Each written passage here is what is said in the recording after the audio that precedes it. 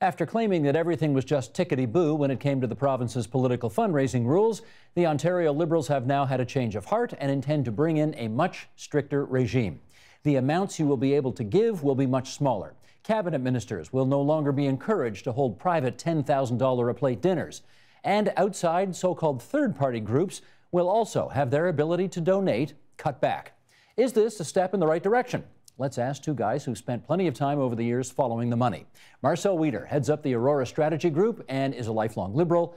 And John Mikitician heads the Bradgate Research Group and is a lifelong Conservative. Gents, welcome back to our studio. Nice to have you here. Let's start with what appears, to me anyway, to be a growing consensus that the old way was out of date and needed changing, and therefore we have a new way of doing things. Marcel, do you agree with that? Well, first of all, I don't necessarily accept the premise. I think that, we've had transparent process of donations. They're filed online. They're in real time. I haven't seen any real issues that have arisen because of the donation process. So I think that this is much ado about nothing. It's inside baseball.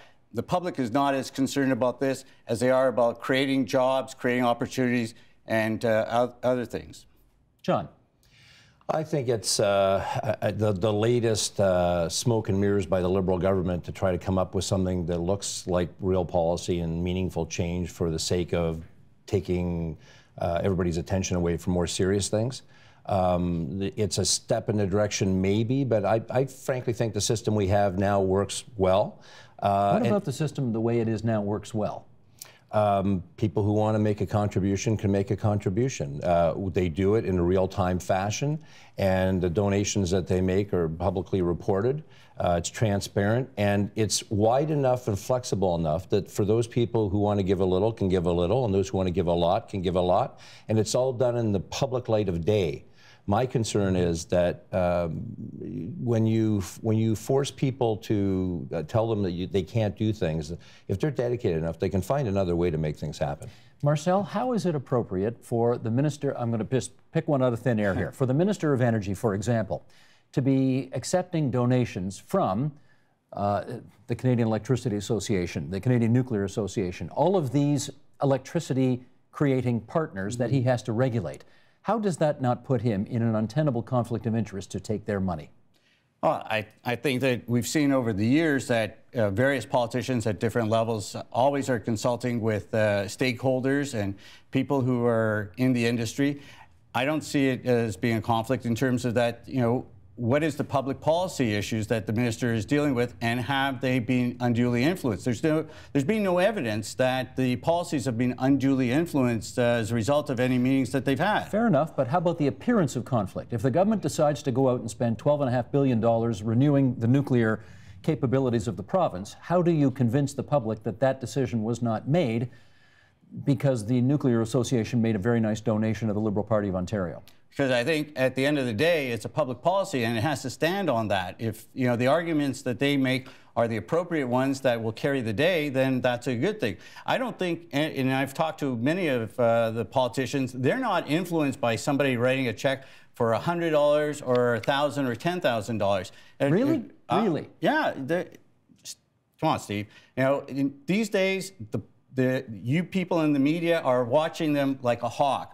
They're not doing any of these shady deals that you may have read about or seen on TV. It's not, a House of Cards type situation. No, I hear you. I hear you. To the best of our knowledge, we don't have the Premier putting out contracts to kill people the way they do in that show. However, how do you convince, John, the general public that somebody who's giving $10,000 to any political party doesn't have more say or schlep than somebody who's giving $50 to the party? I mean, on the face of it, you're going to have a hard time making that case. Well, this is where I'll differ and vary from Marcel. I would tell the truth, and the answer is yes. Somebody who walks in the door with a $100 check versus a $10,000 check, there's a difference.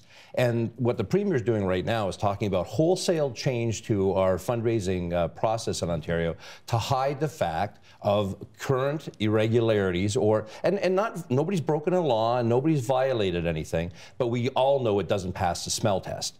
So she could do that today without changing one law, and all she'd have to say is one of two things. Either my ministers will no longer attend fundraising functions, she's done that. She's did it when?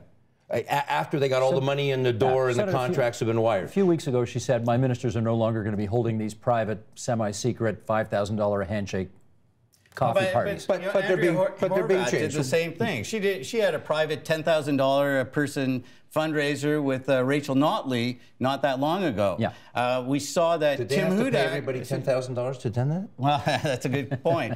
And we've seen that Patrick Brown has proposed having fundraisers and giving access to people in the corridor, in the East Corridor. Well, he did stuff at the Albany Club. He had a big fundraiser at the Albany Club that was kind of private and expensive as well. You know, no, they all do it, which is why we wonder whether or not it needs But here's changing. the other thing is that when you change these rules, you're now going to force these politicians to be fundraising 90% of their time as they do in the U.S. So you know, to be able to raise that amount of money, they're going to have to spend more time, you know, trying to solicit it from more individuals. You make your point, then I'm going to challenge that. Okay. Go ahead. You make your follow-up point. The point I was going to make is that she could make a decision today and say, anybody who meets with us, anybody who donates with us, not a problem. We'd love your money, but you're not getting a contract. So you meet with the energy minister. If you're on that file, no problem. You're not going to get a contract. And then the money, we'd see if there's no relationship, Marcel, between the donations to the Liberal Party and the awarding of contracts, all she has to say is, donate and you're prohibited. And if the Conservatives form government next time, they'd live by those rules as well? I don't know what rules they'd live by. I like the rules the way they are now, but I have to tell you, I think the train has left the station on this issue. I think all the parties are going way down out of pressure, public pressure from the media. I think Marcel is absolutely right. What Patrick and the Premier and other people have said is that this is something that's already happened. Whether it's the chattering classes inside the media or whether it's the public, I don't believe it's the public, but I think public policy is about to change, and we're about to adopt a system that the feds had a long time ago. And what Marcel was just pointing to was, so where's the money going to come from now? Because the cost isn't going to drop. I'm going to tell you. The money's going to come from a per vote subsidy. And you know this. It'll be whatever it is, $2.26 a vote based on the results of the previous election. That's $4.5 million for the Liberal Party of Ontario based on the last election returns. Shocking who benefits the most from that new system. Well, because they won the most seats. Yeah. You're going to get $3.5 million because you won the second most seats. So you're asking where the money's going to come from? That's where the money's going to come from. So the question then is, are we moving away from a privately funded political system, or are we moving to now a publicly funded system? Yes. It seems, and the former federal government moved us totally off of a subsidized system. The Harper government did. The Harper government did. And you guys screamed bloody murder over it. Absolutely. It was. So it's better to go to a more publicly funded system, which is more transparent and more open, wouldn't you argue, than a private system where you have no idea what the connections are between those who give and contracts that are let. From research I've seen in the past, maybe John has more information, but in previous ones, the public doesn't like funding politicians. They don't want to give money to politicians, which is... They're not funding politicians. They're funding a political system. They're funding democracy. And they're not in favor of that either. They're in favor of the system we have now, which is if I want to give to a political party or if I don't want to give to a political party, that's actually my democratic right. And whether Marcel and I share some libertarian values here or not, I'm not sure, but taking money from our pocket and deciding what is right, that is big government, not just wrong. Hang on. You are completely ignoring the fact that how much, if I make a $100 donation to any political party, how much of that am I getting back in a tax credit? How much of that am I able to write off? 3/4 of it. The public's already, through the tax system, pretty much publicly funding the vast majority of the campaign contributions and expenditures already. So why not be more transparent about it? Well, first of all, it's a sliding scale. So, you know, the smaller donations get a bigger return. The larger donations get a lesser return. But there is a return. The fact is the public is already, through tax deductions and tax credits, funding your political parties.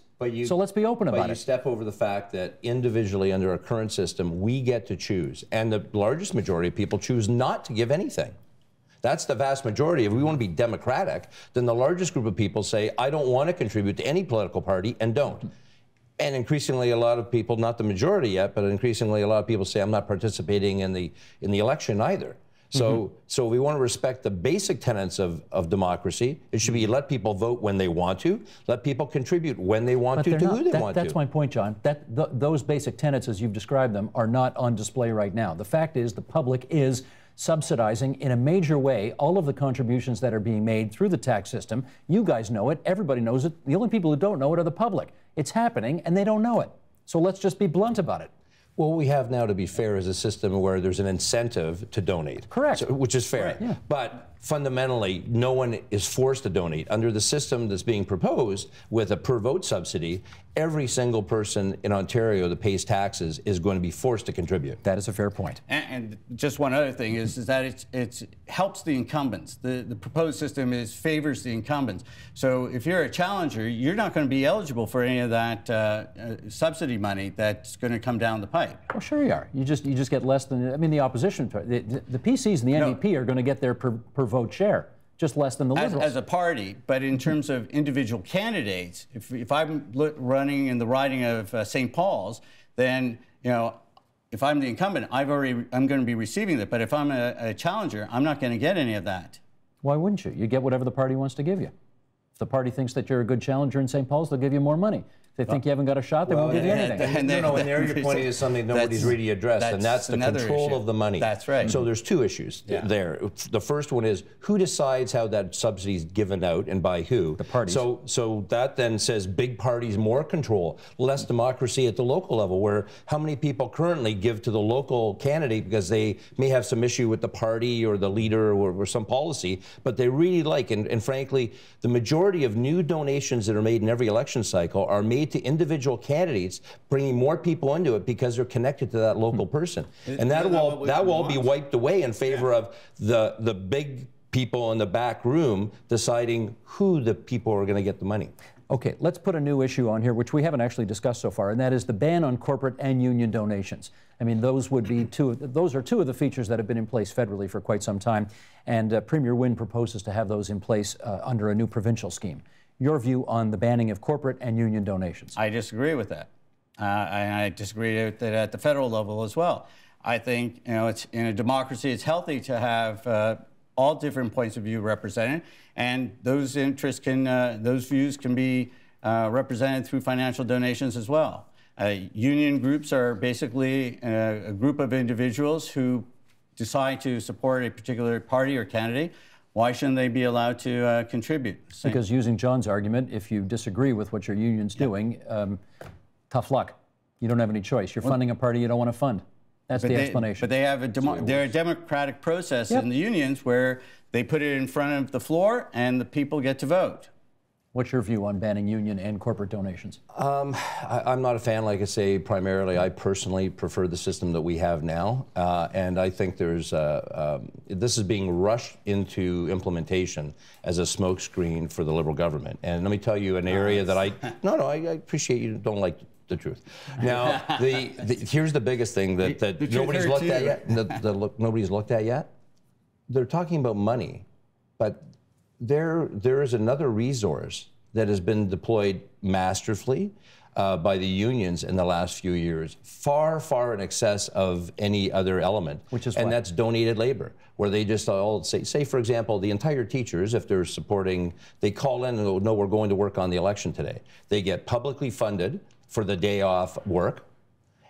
Nobody's accounting that as a donation anywhere currently or in the new proposed system, but all of that people power. Payments in kind, if you like. Payments in kind, which massively benefits the unions. So now what's being proposed is a system that takes away any contribution from corporate entities, only individuals, but the loophole that around in-kind donations is still going to exist. That is true, isn't it, Marcel? Well, no, and John's fundamentally wrong. When a union person takes time to work in an election, that is their personal time. They're not paid. They're not given a day off from as directed by their union leadership. No, John, unless you actually worked in that system, you can't really comment on it. And the way it works is a person takes the day off.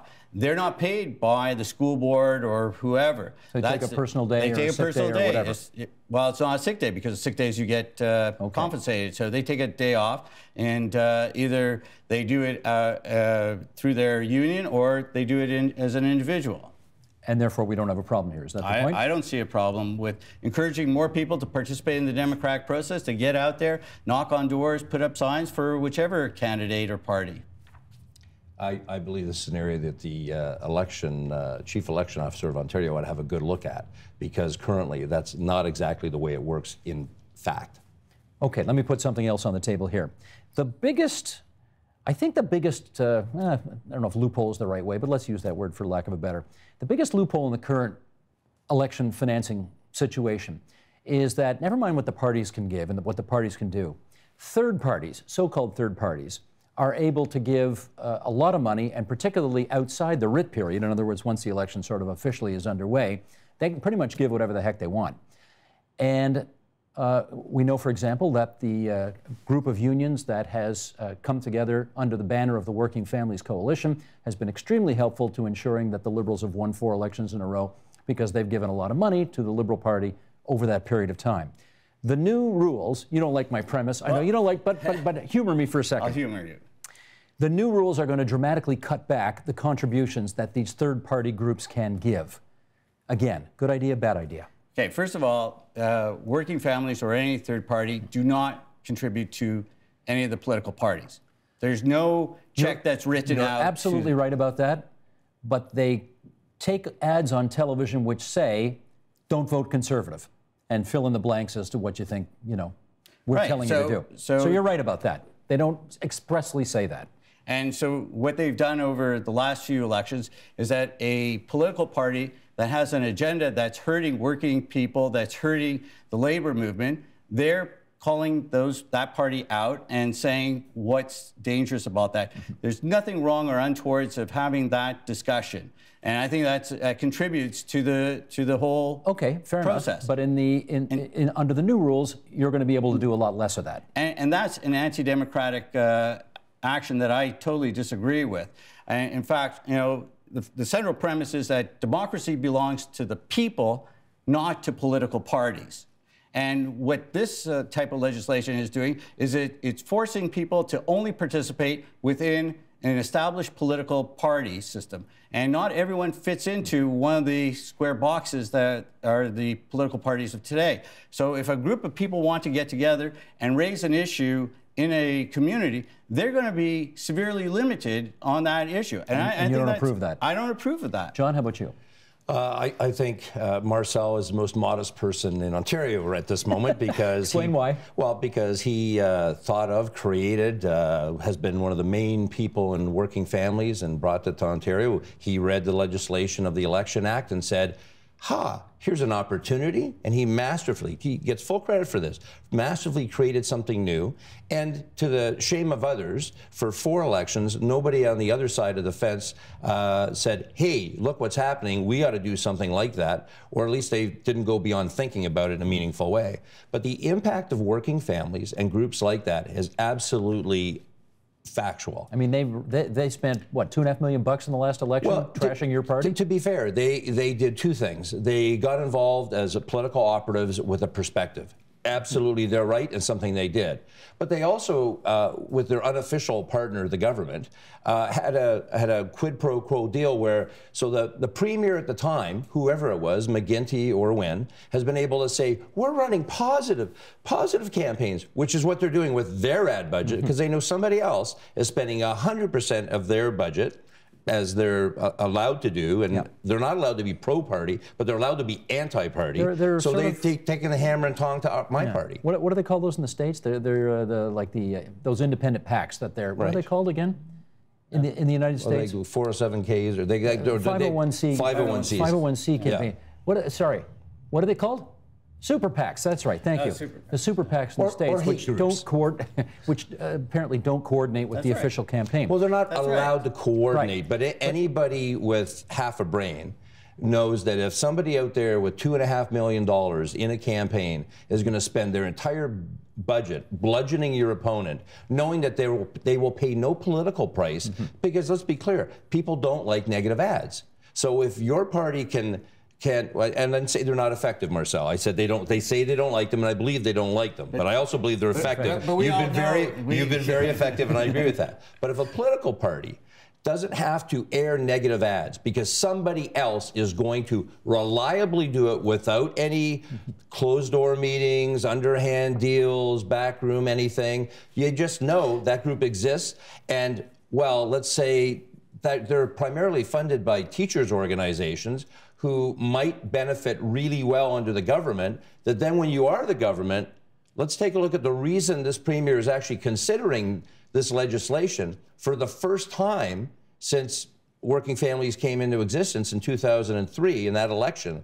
The government's actually looking at stopping the funding because it could be all used against them. And they're deadly afraid of that. I want to ask Marcel about this because you did something quite extraordinary. You're a lifelong liberal. You obviously voted for Kathleen Wynne's party. You helped Kathleen Wynne's party. You expended resources to make sure that they won. You put this Working Families Coalition together in an effort to help them. You wrote an op-ed piece in the newspaper saying, my premier's wrong about this. My party's wrong about this. It's unilateral disarmament, and it's going to make it more difficult for us going forward. What kind of feedback did you get to that column from head office? Well, I haven't had any official conversations because they respect my right to have my own opinion. But I can tell you that some of them shared some of that, the views that I have are also shared by some of the people inside the party. Which is, we're not in favor of unilateral disarmament. Well, that's your phrase. That's the way I'm putting it. That's not in my column. No, I understand. I understand that. But can you help us understand the politics behind that? Why, given how influential these, again, I'll use an American term here, these super PACs in a way have been in the Ontario context, why would the premier give up that lever when it's been so successful 4 consecutive elections? Well, I don't know why I think she was panicked in terms of having to respond to the whole campaign finance reform, and so she thought that this was a good idea. I didn't have any consultation with her or any of our organization. Anyone from Working Families had any consultation prior to her proposing this. So this has there been any since? No, there's been nothing since. Despite the influence you've had in the results of elections, the Premier's office and your organization have had no contact on this? We're not influencing it to a benefit for one particular party. Well, yes, you are. Let's be fair about this. You know, in all of the advertising, and this was borne out by a court case that the Conservative Party took us to. There was no coordination. The issues that we put forward were as a result of what the Conservative Party was proposing against. I get that. You're just as happy to have people vote NDP then. They could vote NDP as long as they, during that election. Let's be clear, the net effect, if you're talking 2 boxers in a ring and they're having a fair fight, and then you're saying, oh, a third-party group comes in with a baseball bat and whacks the leg of one of the boxers, but it doesn't, they're not helping the other. No, of course they're not helping. There's no coordination, but there's a direct impact and it's clear. And it's really gotten out of hand. I mean, if you go back to the Waterloo by-election, you looked at the amount of union money that was spent. There are caps on what political parties can spend. And each of the 3 political parties, because in a by-election, it's the most fairest financially and from what they can come up with, they all spent very, very similar in dollars. But then you looked at the collective amount of money the third party spent, and it was by a factor of 10, the amount of money that was spent. And the message was not, in that by-election, it was not, we like somebody, it was send a message to the premier, whack the premier upside the head, and leave the message clear. Unions are running the show, and you're going to deliver on policies, or we will defeat you in the next election. So that is still the reverberating message that I believe is motivating the premier on this issue. She can't rely on working families to be in her court, and she's already suffering the lowest ratings in the country. She does not need an interest group to put $1 on the scale against her, because she knows what will happen. The only reason they won the last 3 elections, or maybe not the only, but a large measure was working families. And certainly if working families came out against this government, they'd be done. Let's give Marcel the last word on this. Listen, on this particular by-election and others, we did not participate in the by-election. Working Families was not involved in that. Teacher unions did, though. That's their right. No, but all your member groups. I just want to put it on the record. Yeah.